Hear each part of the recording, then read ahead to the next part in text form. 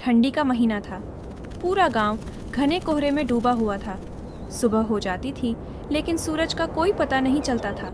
हवा में ऐसी सिहरन थी कि सांस लेते ही बदन कांप उठता था। कच्चे रास्तों पर नमी जमी रहती और हर कदम पर सन्नाटा बोलता था। गांव के कोने में मिट्टी का एक छोटा सा घर था। उस घर में रहते थे राघव और उसकी पत्नी सुमन। गरीब थे लेकिन ईमानदारी उनकी सबसे बड़ी पहचान थी। कई दिनों से घर में कोई राशन नहीं था, न अनाज, न नमक, न तेल, सिर्फ खाली बर्तनों की आवाज थी। सुमन चूल्हे के पास बैठी थी पर चूल्हा जलाने के लिए कुछ भी नहीं था। राघव ने धीरे से कहा, आज मैं जल्दी निकल जाता हूँ। सुमन ने सिर हिला दिया। कोई सवाल नहीं, कोई शिकायत नहीं। दोनों जानते थे आज अगर काम नहीं मिला तो रात और भी मुश्किल होगी। राघव सुबह सुबह गांव से निकल गया। ठंड तेज थी, हवा चुभने वाली।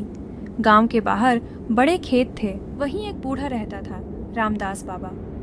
उम्र ज्यादा होने की वजह से वह खुद खेत का काम नहीं कर पाता था। राघव उसके पास गया और बोला, बाबा, अगर कुछ काम हो तो बताओ। बूढ़े ने ऊपर देखा। उसकी आंखों में थकान थी। बेटा, काम तो है पर मेरी उम्र अब काम की नहीं रही। राघव बोला, मैं कर दूंगा, कोई भी काम हो। बुढ़े ने उसे खेत का काम बताया। पूरा दिन राघव ने खेत में मेहनत की। ठंड से लड़ता रहा। हाथ सुन्न हो गए, कमर दुखने लगी।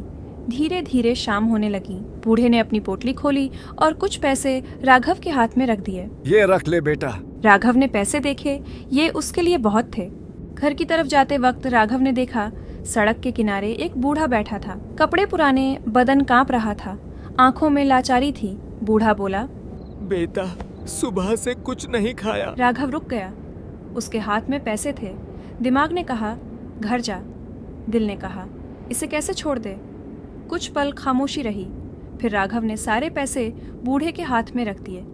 बूढ़ा हैरान हो गया। बेटा, तुम खुद क्या करोगे? राघव ने शांत आवाज में कहा, भगवान देख लेगा चाचा। और वह वहां से चला गया। ऊपर से शिवजी सब कुछ देख रहे थे। रात हो चुकी थी।